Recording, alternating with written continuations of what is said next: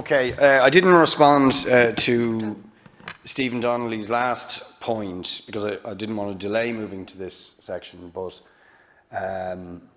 it is relevant to this amendment as well, and essentially to the political judgment of the Minister rather than the collective wisdom of the Dáil and its representatives in terms of the penal measures and fines that you might propose based on your analysis of what is a threat in terms of dealing with the pandemic and promoting the further transmission of the pandemic. And you see, your last comment about the widespread transmission in the household and that this is sort of indisputable fact.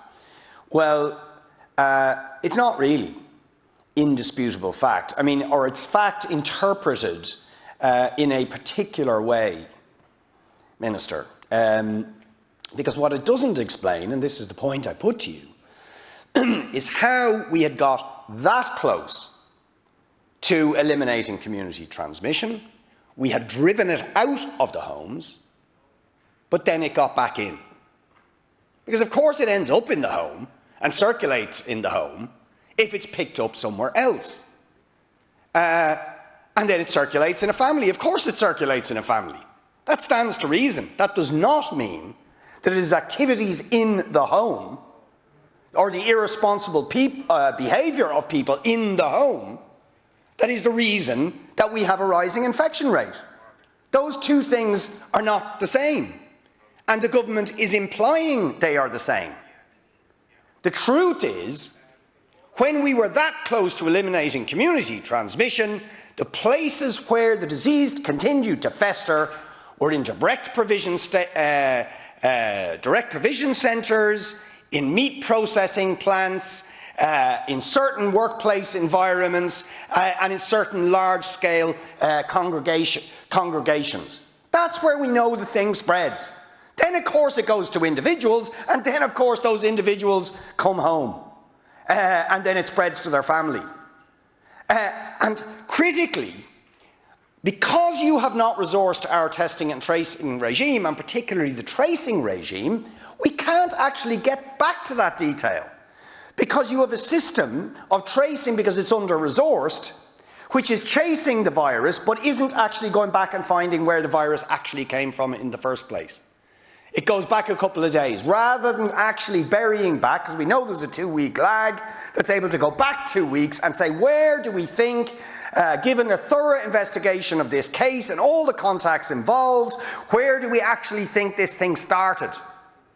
And of course, I think it's pretty obvious if you did do that, you'd be able to identify particular congregated settings, workplaces, and so on and so forth.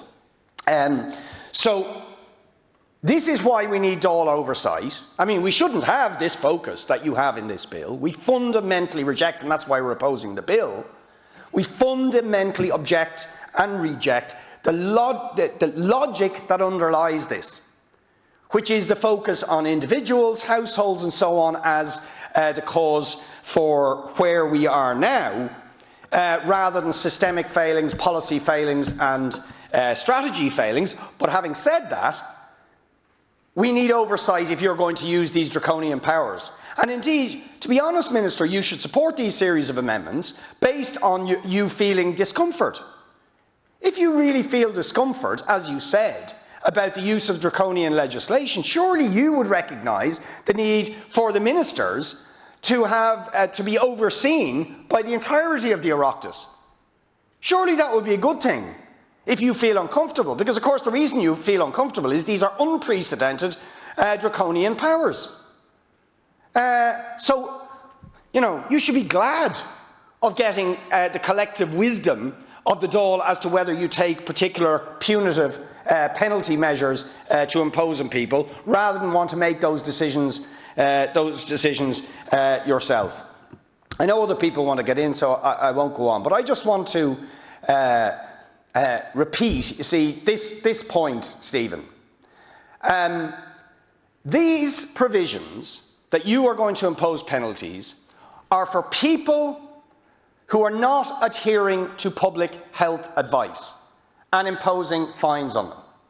Who is the biggest culprit for not adhering to public health advice? Think about it for 2 seconds. Answer: the government just over 2 weeks ago. Got public health advice that there will be exponential growth in infections unless we move to a higher level of restrictions. The government ignored it. And as a result, there was an exponential rise in infections, in hospitalisations, and multiplication of the numbers who actually lost their lives. You ignored the advice. And the consequence of that is we are in a much worse position on a national scale, involving thousands and thousands of extra cases because of a decision on your part to ignore public health advice. But you're not fined. The government's not fined. There's no suggestion that you should suffer penalty or sanction, but you do think it's okay to impose sanctions on people who have no choice about these things, but who actually, in their overwhelming majority, have demonstrated a willingness on a voluntary basis to comply with public health. But you point effectively the finger at them with this bill. And that's the logic we reject. But at the very least, surely, Minister, you should accept there should be Oireachtas oversight over the use and potential abuse of these draconian powers.